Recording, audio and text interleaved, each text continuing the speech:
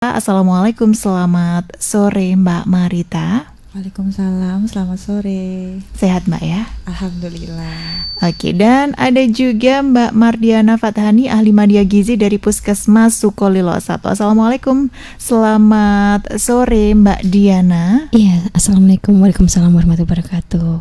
Selamat sore juga Mbak. Sehat ya? Iya, agak merdu suaranya. Oh iya, kedengaran ya, agak Iya. serak-serak basah gitu ya. Iya. Oke Mitra Mas, untuk Anda yang ingin bertanya, yang ingin bergabung bisa WA di 085 277 999 101, teleponnya di 0295 385 877, atau Anda bisa bertanya di kolom komentar live fanpage kami di Radio Pas FM Pati 2 terkait dengan makanan bergizi, bekal mengasihi. Monggo, seperti apa dari Mbak Diana dulu? Iya. Gini, jadi kita membahas mengenai makanan untuk ibu menyusui nih ceritanya. Iya. Bekal mengasihi anak kita. Setelah melahirkan, ibu senantiasa tetap harus menjaga kesehatan dan status gizinya dalam keadaan baik. Tidak hanya untuk kepentingan dirinya sendiri, namun juga untuk bayinya. Sebab kebutuhan gizi untuk bayi dipenuhi dari ASI, karena hanya ASI saja selama 6 bulan pertama kehidupannya. Hal ini penting untuk dipahami mengingat seluruh anggota organisasi di dunia itu mendukung pernyataan bahwa ASI adalah standar global pemberian makanan bayi.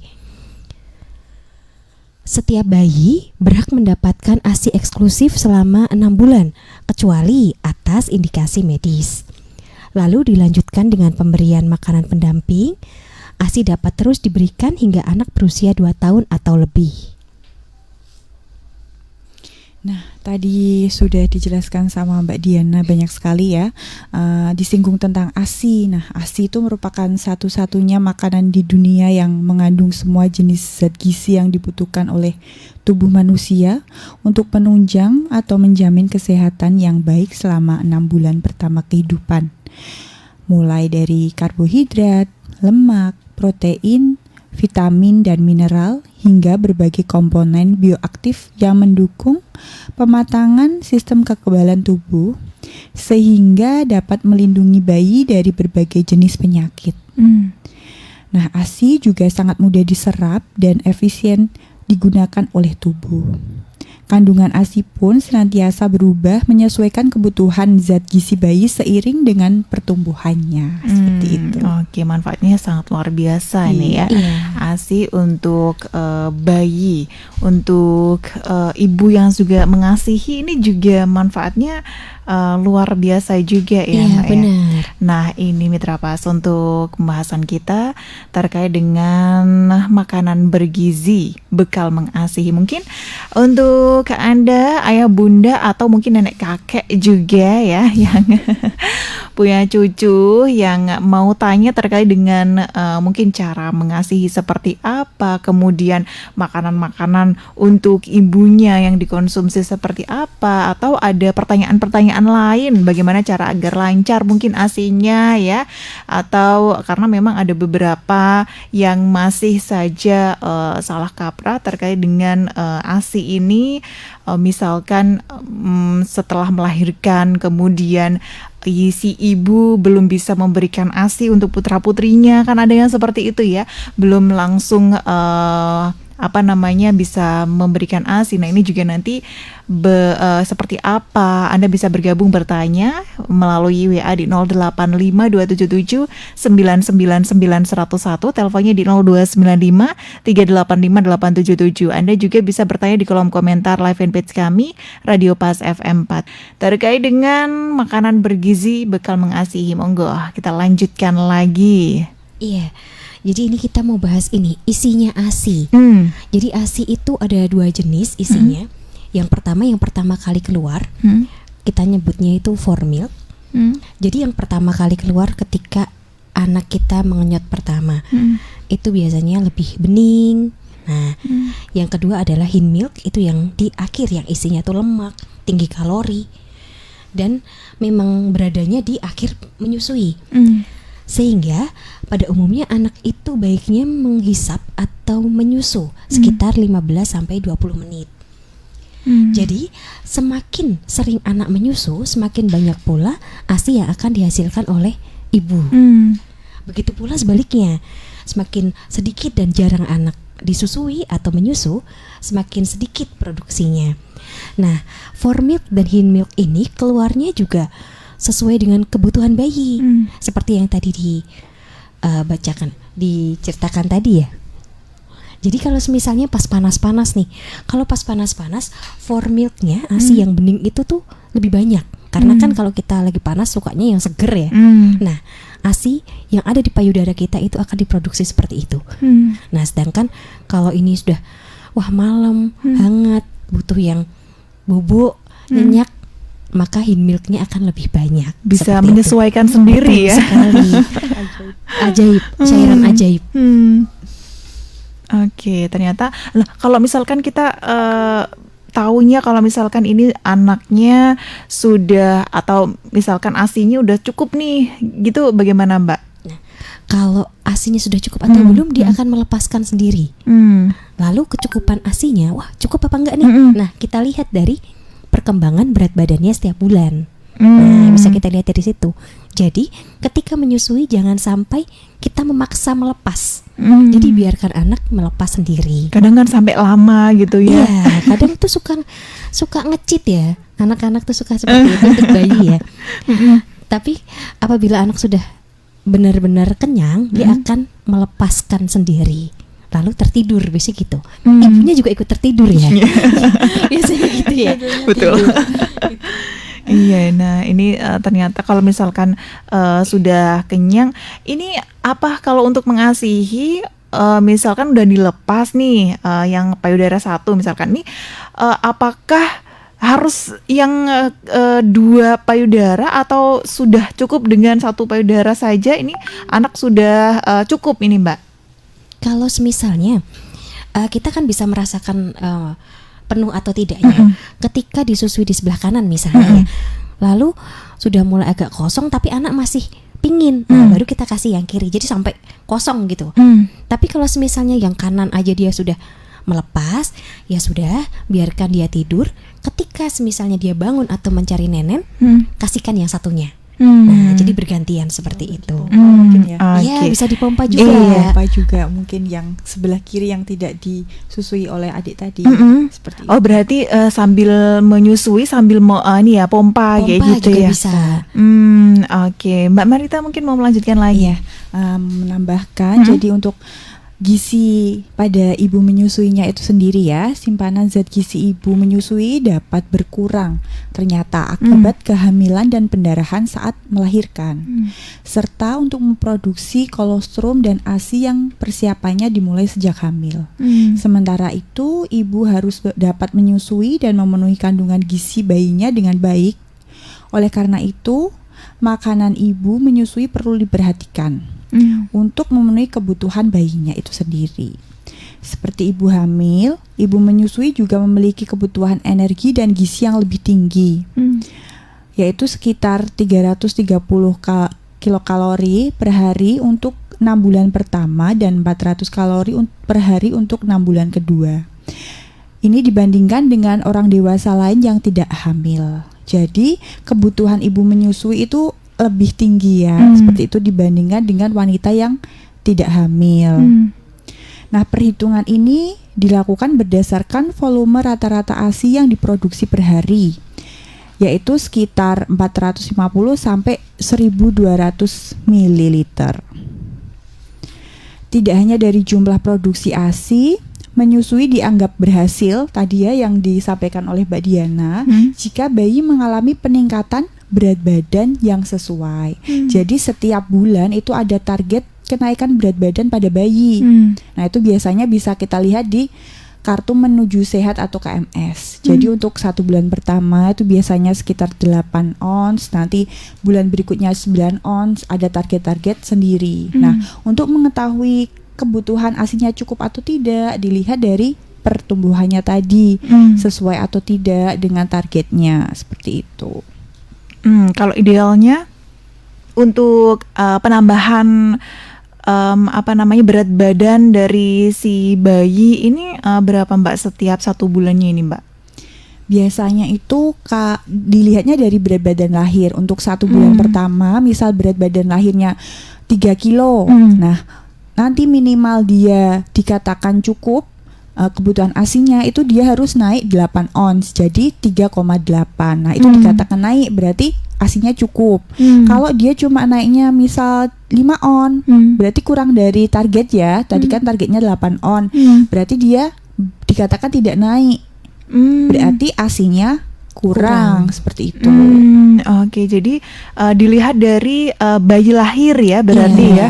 Untuk pertama berarti 8 ons naiknya seperti itu. Tapi kalau misalkan bayi itu kadang di awal memang ada penurunan penurunan berat badan ya. Betul sekali, 10%. 10% maksimal. Maksimalnya seperti itu.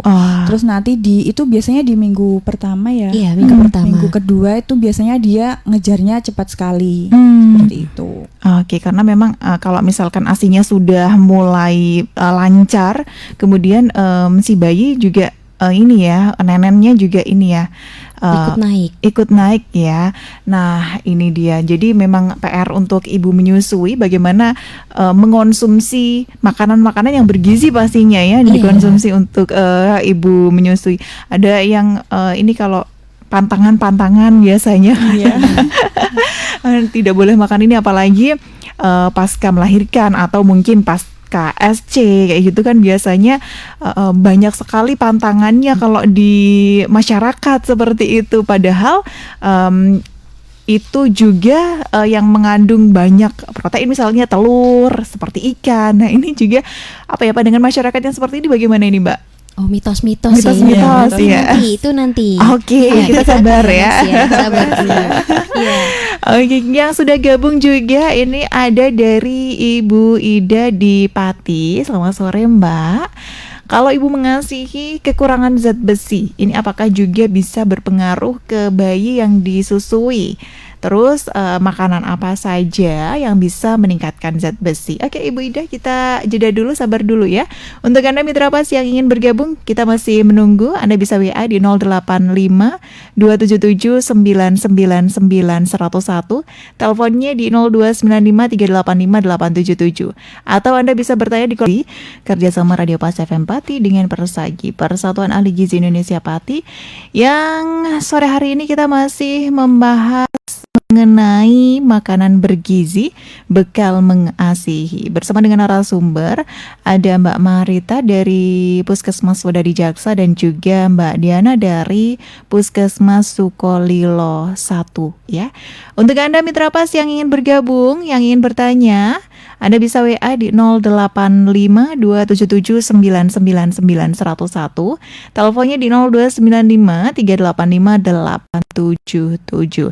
Sebelum jeda tadi sudah ada Ibu Ida di Pati yang bertanya terkait dengan zat besi. Ini apakah kalau ibu yang mengasihi kekurangan zat besi ini juga bisa berpengaruh ke bayi yang disusui, dan makanan apa saja yang bisa meningkatkan zat besi ini? Monggo. Baik, terima kasih Ibu Ida. Ini apabila ibu menyusuinya yang anemia ya, kekurangan zat besi. Jadi apabila anemianya sudah berlangsung sejak beliau hamil, maka akan berlangsung sampai beliau menyusui. Namun ibu menyusui tidak membutuhkan tambahan untuk zat besi karena zat besi tersebut tidak akan masuk melalui ASI ibunya. Jadinya tapi ibu menyusui tetap membutuhkan zat besi untuk mengembalikan kondisi tubuhnya terlebih dahulu. Karena kan waktu dia hamil itu sudah anemi, lalu ketika melahirkan mengeluarkan banyak darah, tambah anemi ya. Nah, jadi zat besi yang dibutuhkan itu untuk memperbaiki kualitas dirinya terlebih dahulu. Jadi untuk berarti tidak berpengaruh ke bayinya.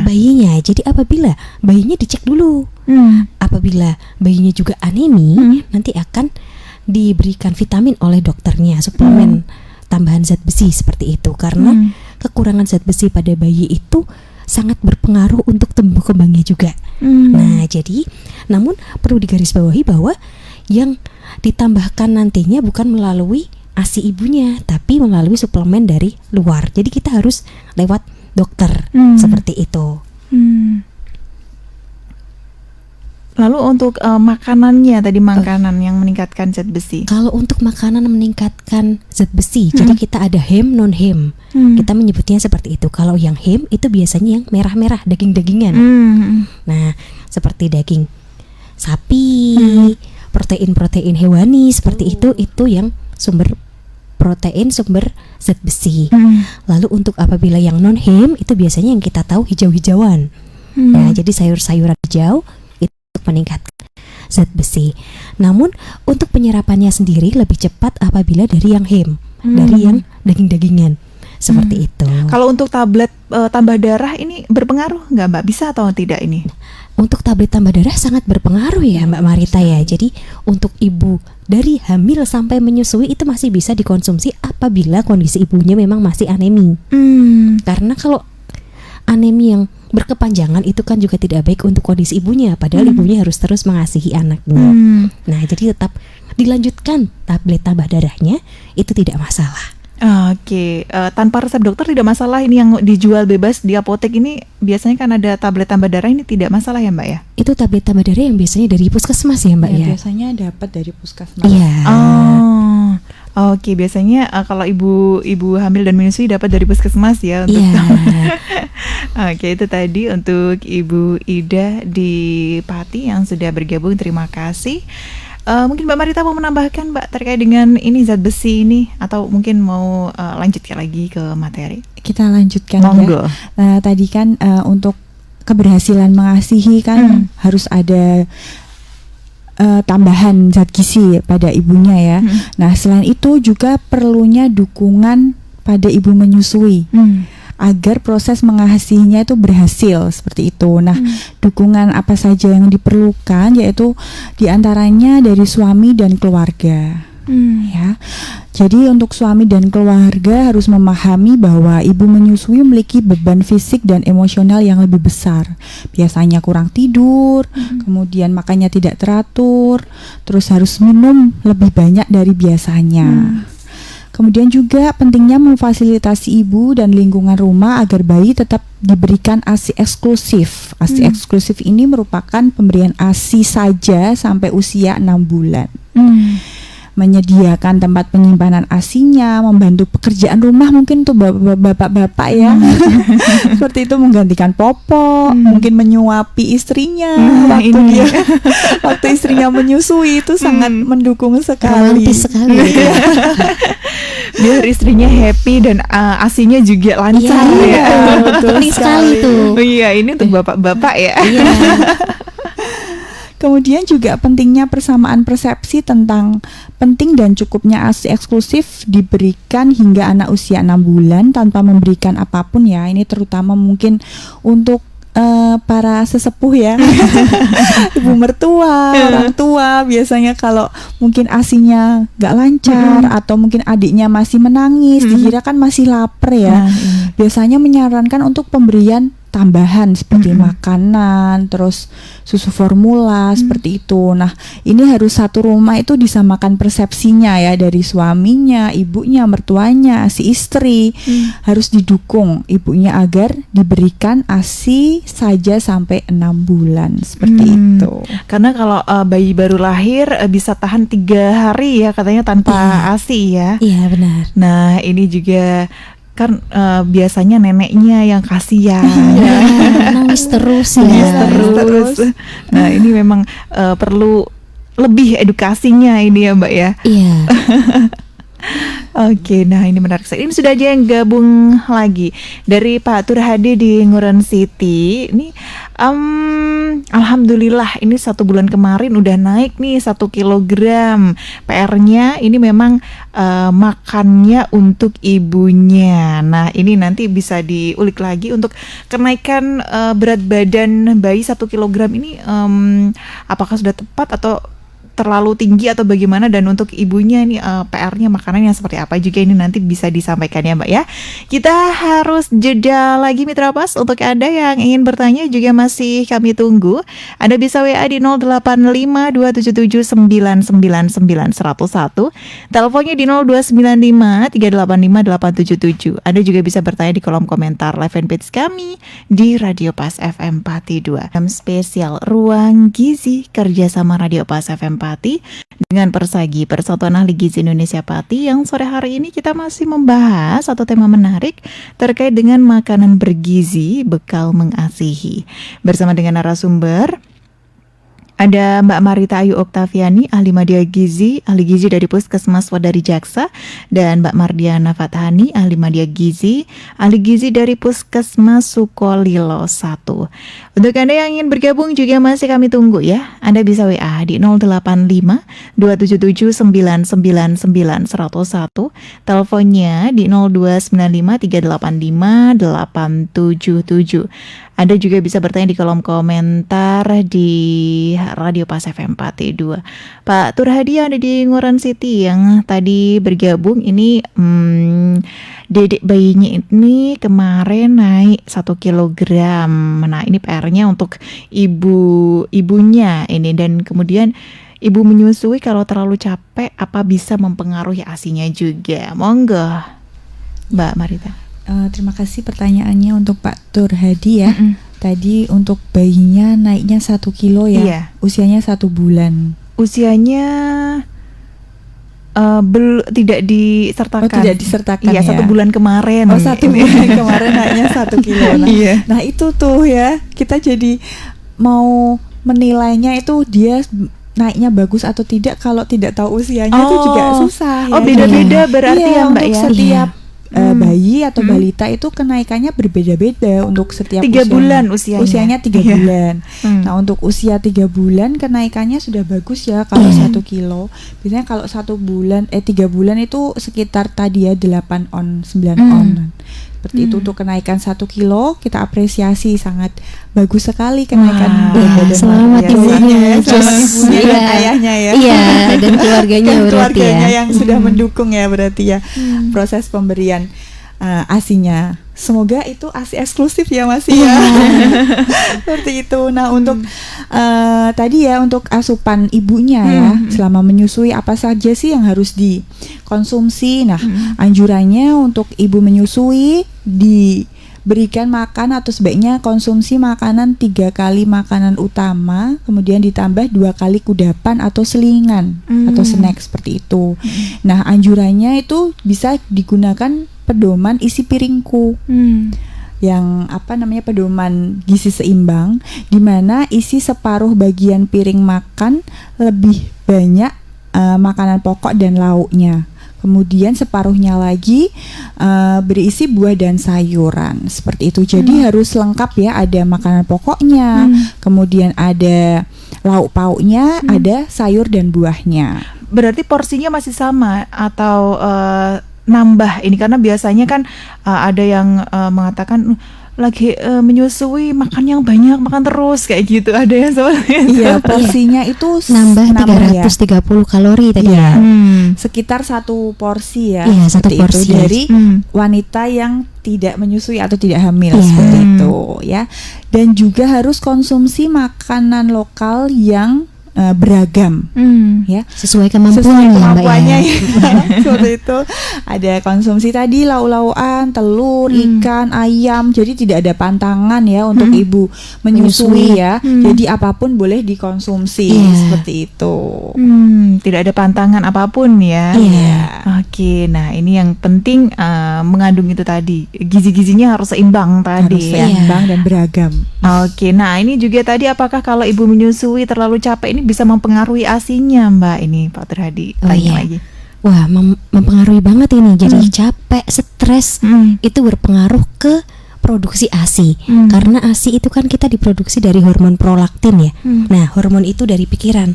Jadi ketika si ibu menyusui ini kepikiran misalnya, aduh ini ASIku cukup nggak ya? Itu hal yang remeh mungkin ya kita mikirnya. Padahal itu sangat penting untuk ibu.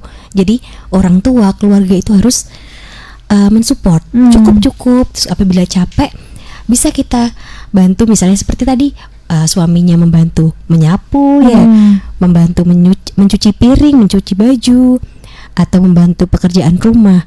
Apabila ibunya ini ibu bekerja, jadi capeknya kita bagi dalam tanda kutip. Maksudnya adalah jangan memberatkan seperti aku tuh udah kerja gitu. Jadi harus tetap dibahagiakan oleh keluarganya. Jadi capeknya tidak akan kerasa karena capek, stres itu sangat berpengaruh. Jadi apabila hormon prolaktin tadi tinggi, maka produksi ASI juga akan meningkat. Nah, harus disertai dengan hisapan dari anaknya. Jadi hormon oksitosinnya juga akan tinggi. Jadi akan tetap lancar. Nah, apabila ibu ibu menyusui tadi stres ataupun capek, hormon prolaktinnya bisa turun. Jadinya nanti produksinya bisa berkurang. Oke, jadi memang dibawa happy ya. Iya, betul. Harus bahagia. Harus bahagia. Apalagi kan kalau misalkan moodnya jelek sedikit aja, kalau kita lagi pompa gitu ya biasanya ya, pumping aja itu kalau misalkan moodnya udah nggak enak, udah nggak keluar kadang-kadang gitu aslinya ya. Iya nggak. Jadinya kalau misalnya lagi pingin nonton TikTok, nggak apa-apa, TikTokan aja ibu. Iya, sambil nonton TikTok sambil pumping. Iya benar. Iya, ini memang harus dibahagiakan nih. Iya, kalau malam-malam masih pegang HP nggak apa-apa bapak, sekali-sekali biar bahagia istrinya. Aslinya ngucur terus. Iya benar. Nah ini memang untuk tadi ada sempat kita singgung terkait dengan mitos-mitos ibu menyusui, ini mungkin bisa dijelaskan lebih lanjut ini Mbak. Oh iya, jadi mitosnya banyak banget yang berkembang di masyarakat, seperti semisal ibu yang kurus itu bisa menyusui nggak ya? Nah itu mitos. Jadi ibu yang kurus ataupun gemuk itu tetap bisa menyusui. Namun ibu yang kurus tersebut memang membutuhkan asupan gizi yang lebih baik untuk menjaga kesehatan dirinya. Apabila berat badannya kurang, produksi ASI itu akan tetap cukup sesuai dengan kebutuhan anaknya. Karena produksi ASI itu kan ditentukan oleh seberapa sering anak menghisap. Jadi semakin sering anak menghisap, maka produksinya akan tetap terus-menerus berproduksi dan keluar. Jadi apabila misal ibunya kurus, kurus nggak bakalan keluar ASInya. Belum tentu. Kalau anaknya ngedot, maksudnya ngenyot ibunya dengan semangat dan kuat, itu bisa terus keluar. Begitu. Jadi ukuran ibunya saat menyusui itu tidak berpengaruh terhadap keluarnya ASI. Tapi itu zat-zat yang ada di misalkan kayak zat besi atau mungkin dan lain-lain, itu nanti berkurang nggak sih untuk ibunya, kemudian nanti kan disusui ke anaknya. Nah ini kan yang gemuk biasanya anaknya, terus yang di ibunya ini cukup atau enggak ini? Itu memang berkurang. Itu pasti akan. Iya, jadi ibu tetap harus bertambah makanannya apabila harus lebih banyak tadi. Iya. Ada tambahan tablet tambah darah. Iya, itu untuk menunjang tubuhnya dan juga tubuh anaknya. Kalau disedot terus tapi beliau menyusuinya makannya kurang, kan jadi lemes juga. Nah, kita sesuaikan saja. Begitu. Oke, itu tadi terkait dengan mitos ya, yang ibu kurus berarti tidak bisa mengasihi, ini salah kaprah. Salah. Begitu pula dengan ibu gemuk. Ibu gemuk pasti air susunya banyak. Belum tentu juga anaknya kalau misalnya tidak mau ngenen, nah sama saja macet ya, sama saja tidak keluar ASInya. Seperti itu. Wah, ini ya ternyata kalau misalkan kan banyak orang yang mengasihi ini kemudian tambah gemuk nih gara-gara mengasihi kayak gitu. Nah ini benar nggak sih Mbak untuk karena memang makanya banyak tadi, terus kan ada beberapa yang beredar seperti itu, tadinya sebelum mengasihi langsing, terus kemudian sekarang mengasihi jadi gemuk kayak gitu. Nah ini benar nggak sih seperti itu? Nah karena memang ibu tersebut konsumsi makanannya banyak, jadi kan masuk ke dalam tubuhnya dengan jumlah yang besar juga ya. Jadinya dia jadi besar. Nah ini jangan dirasani ya kalau seperti itu, karena bila seperti itu nanti pengaruh ke pikirannya. Jadi stres ya Mbak Marita, nanti malah nggak keluar. Jadi kalau misalnya memang seperti itu, kita anggap saja itu sebagai upaya dia untuk mencukupi kebutuhan ASI anaknya. Jadi meskipun dia bertambah gemuk nggak apa-apa, nanti setelah anaknya lulus bisa diet ya, bisa langsing lagi. Gitu. Mbak Marita mungkin mau menambahkan, Mbak? Iya, terkait tentang mitos tadi juga ada yang beredar di masyarakat tentang booster ASI nih ya. Booster ASI bisa meningkatkan produksi ASI. Nah, ternyata faktanya itu bukan boosternya yang dapat meningkatkan produksi ASI, tapi tadi ya frekuensi menyusu adiknya lebih sering dia dihisap atau disusukan, itu akan meningkatkan produksi ASInya serta dikeluarkan seperti dipompa tadi ya. Dipompa itu juga merangsang atau menstimulasi kerja tadi dari hormon prolaktin dan oksitosin yang dapat membantu keluarnya atau produksi ASI lebih banyak. Oke, berarti tidak berpengaruh untuk booster ASI ini karena memang sekarang ini kan marak sekali ini untuk booster ASI dan harganya pun ya tidak murah seperti lumayan ya. Nah, untuk boosternya itu sendiri fungsinya untuk menjaga status gizi ibunya ya. Jadi kan tadi kan disedot sama adiknya ya untuk asupan gizinya. Nah, agar ibunya tidak kekurangan, itu dapatnya mungkin dari tadi makanan yang beragam. Kalau perlu vitamin tambahan juga bisa, tapi tidak pernyataan yang menyatakan kalau booster dapat meningkatkan ASI itu mitos. Ya, Toh kita bisa ini ya, bahan-bahan alami juga ada ya. Iya, banyak sekali produk lokal ya, pangan lokal yang bisa kita konsumsi daripada kita mengkonsumsi yang booster itu. Kita nggak menyebut merek atau apapun ya yang beredar di masyarakat, ramai sekali itu. Betul. Padahal kita punya misalnya kacang hijau, kita rebus aja itu harganya bisa dapat kacang hijau berapa kilo ya Mbak Marita ya? Itu lumayan ya. Oke, kacang hijau ya. Itu bisa ya. Jadi daun katuk banyak sekali, sayur-sayuran.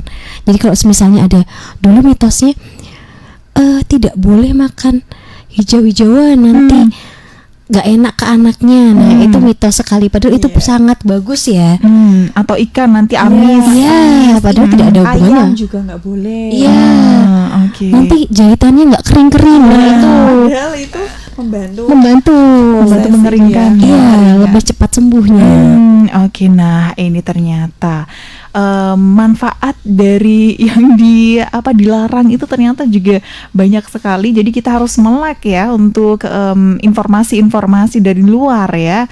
Oke, tidak hanya untuk ibu menyusui saja, tetapi juga untuk keluarga ya, atau mungkin sebelum melahirkan ini juga ada kesepakatan dulu nih dari keluarga nanti seperti apa cara mengasuhnya agar tidak ada crash satu sama lain gitu ya.